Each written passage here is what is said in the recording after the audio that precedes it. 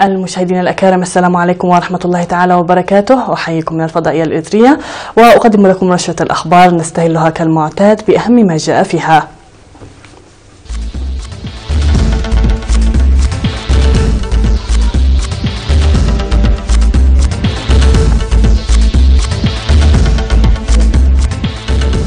تطعيم أكثر من 4 مليون من المواشي في إقليم عنسبة.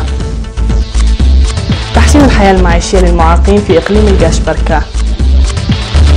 تطور الخدمات الاجتماعية في مديرية حجات. ترامب يهدد بقطع المعونات عن الفلسطينيين ما لم يعودوا للتفاوض. قتلى جراء سقوط حافلة من مرتفع في البيرو. واستمرار الصعيق بشرق الولايات المتحدة.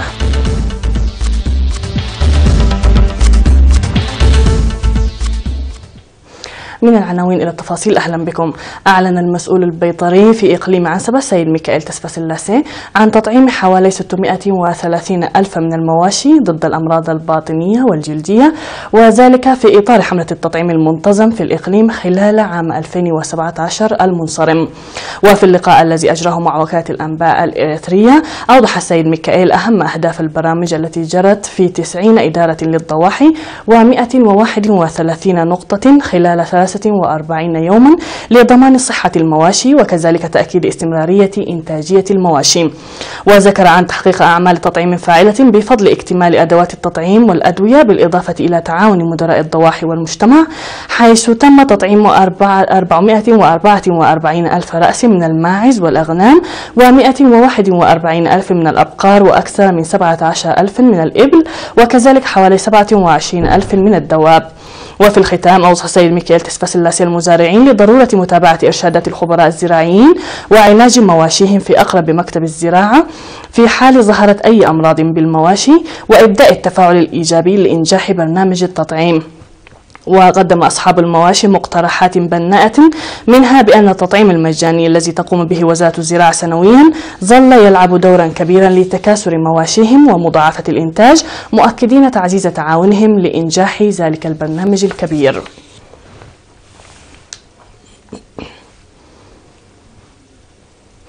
دعا رئيس مجلس إقليم القاشبركة السيد عثمان محمد على العمل بجهد من أجل تحسين الحياة الاقتصادية والاجتماعية للمعاقين في الإقليم.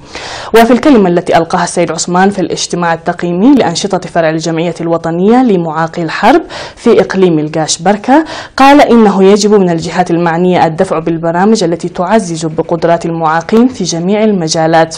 وفي الاجتماع الذي عقد في مدينة بارونتو، قدم مسؤول الفرع في الإقليم السيد شموليه والدقرقيس تقريرا حول أنشطة العام 2017 والبرامج الموضوعة لعام 2018. وقال السيد شموليه إن الإعاقة تصبح أكثر صعوبة من التقدم في العمر، مطالبا الإدارات والجهات المعنية العمل من أجل استفادة المعاقين من الموارد الموجودة في منطقتهم. وفي الختام، أكد المدير العام لقسم الخدمات الاجتماعية في إقليم القاشبركة السيد قبرسلاسي النقاش على تعاون إدارة الإقليم مع الشعب والجمعية من أجل تحسين الحياة المعيشية للمعاقين.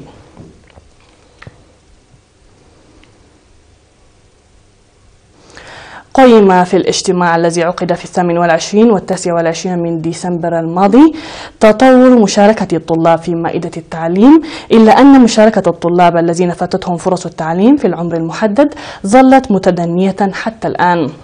وأوضحت التقارير التي قدمتها في الاجتماع إدارتي المديرية والمدينة وكذلك جهات الاتحادات الوطنية الناشطة في المديرية، أوضحت أن أعداد خطة جديدة لمدينة حجات، وذلك حصاد إنتاج زراعي متوسط من مساحة 13,000 هكتار، ووجود 8,000 من الفراخ الموزعة في وضع جيد، وتفعيل إعادة توزيع الأراضي الزراعية، بالإضافة إلى تطعيم أكثر من 83,000 من المواشي. وألقت مديرية حقات السيدة آمنة حاج عثمان كلمة مقتضبة ذكرت فيها بأن الجهود المنسقة الجارية لتحسين معيشة المواطنين ظلت تحقق نتائج جيدة، مشيرة إلى أن انتخابات المدراء التي جرت في 10 إدارات للضواحي تبرز الوعي المتنامي. من جانبه أفاد المدير التنفيذي للمديرية السيد تخل هيمانوت موسائيل بأن الخطط الذاتية الخاصة للمزارع وتجميع قرى منطقة الجلاس من البرامج التي توجد على قيد التنفيذ.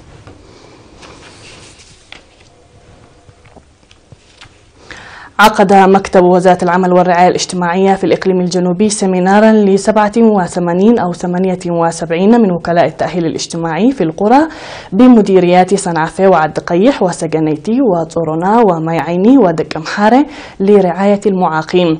وتضمن السيمينار الذي عقد في دك أمحارة ل3 أيام الإعاقة ورعاية المعاقين والتأهيل المجتمعي للمعاقين وفعاليته وأسباب الإعاقة والحذر الذي يتوجب على المجتمع اتخاذه والوعي لمكافحة الحوادث والمتفجرات.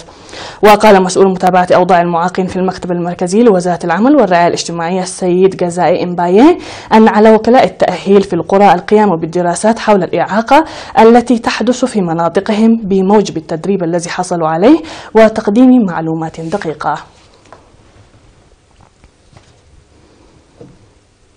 وفي هذا الخبر نورد لكم النبأ الذي بثته قناة الجزيرة في نشرتها ليوم أمس 2 يناير 2018 كما هو: وصول تعزيزات من الجيش المصري إلى قاعدة ساوا في إريتريا. كشفت مصادر خاصة بقناة الجزيرة في إثيوبيا عن وصول تعزيزات عسكرية من مصر تشمل أسلحة حديثة وآليات نقل عسكرية وسيارة دفع رباعية وربما طائرات إلى قاعدة ساوا العسكرية في إريتريا. وتعتبر قاعدة ساوا التي تقع في إقليم الجاش بركة المحاذي للسودان في حدوده الشرقية المقر الرئيسي لتدريب جنود الخدمة الوطنية. وقالت المصادر إن اجتماعا عقد في قاعدة وضم عددا من القيادات العسكرية والأمنية من مصر والإمارات وإريتريا والمعارضة السودانية ممثلة في بعض حركات دارفور وحركات شرق السودان. وتأتي هذه التطورات في الوقت الذي أعلن فيه الرئيس السوداني عمر حسن البشير حالة الطوارئ في عدد من الولايات السودانية من بينها ولاية كسلا شرق السودان المحاذية لإقليم الجاش بركة الإريتري، كما أنها تأتي قبيل زيارة مرتقبة للرئيس الإريتري إسياس أفورقي لدولة الإمارات العربية وصفت بأنها لبحث العلاقات الثنائية بين البلدين. ومعلوم للجميع بأن هذا الخبر البخس لا يحتاج للتحليل والرد.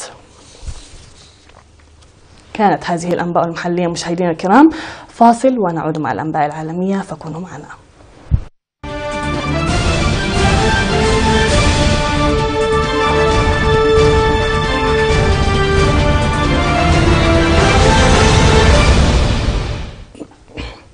على الصعيد العالمي، حدد الرئيس الأمريكي دونالد ترامب بقطع المعونات المالية للفلسطينيين واتهامهم بأنهم لم يقدروا هذه المساعدات.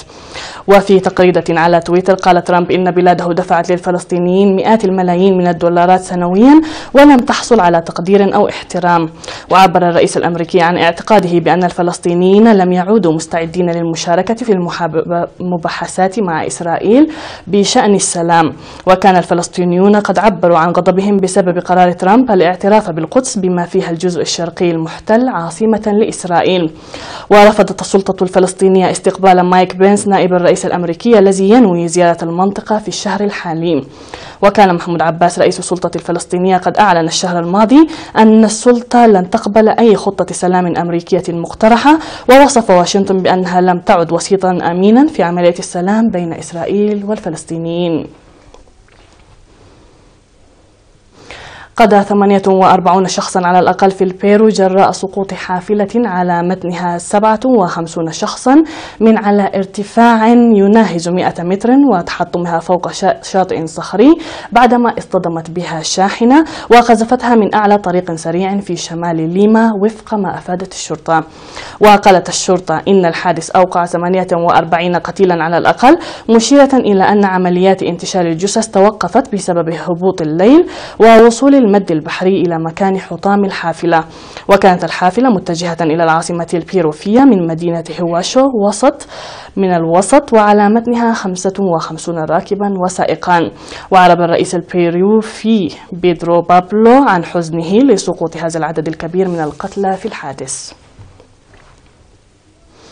استمرت موجة البرد القارس القطبية القياسية في معظم المنطقة الواقعة شرق جبال روكي في الولايات المتحدة، لكن من المتوقع أن ترتفع درجات الحرارة في جميع أنحاء البلاد باستثناء المنطقة الشمالية الشرقية بعد ذلك.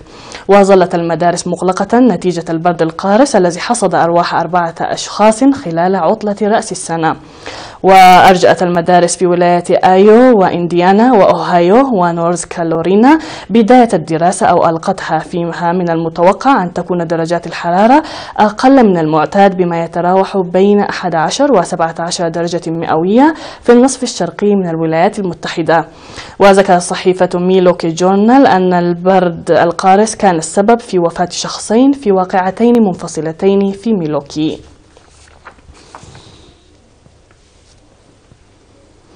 تبنت منظمات للتنمية في جنوب إفريقيا مبادرة ترمي لإيجاد فرص للشباب وفي نفس الوقت تزويد مؤسسات تتمركز في المدينة بمنتجات زراعية طازجة. وعمدت المنظمات إلى تشجيع الشباب والمزارعين الحضريين للانضمام إلى ثورة الزراعة المائية والمتمثلة في زراعة الأعشاب والمحاصيل الأخرى على أسطح المنازل في المدن الحضرية في جوهانسبرغ بجنوب أفريقيا. وتتيح هذه التقنية للمرء أن يزرع المحاصيل باستخدام حلول المغذيات الذائبة في الماء بدلا من التربة، حيث توضع النباتات في أنابيب يتم من خلالها ضخ الماء والمواد المغذية طوال اليوم. وتساعد التقنية المزارعين على الاستفادة من المساحات المحدودة لزراعة المحاصيل. ويقول الباحثون إن ارتفاع أسعار الأغذية يمكن معالجته من خلال الزراعة المائية، وقد تم بالفعل تحديد حوالي 100 مبنى حيث تقام مزارع مماثلة في المدينة. نهاية النشر مشاهدينا الكرام، شكرا لكم على حسن المتابعة، تحياتي لكم أينما كنتم، إلى اللقاء.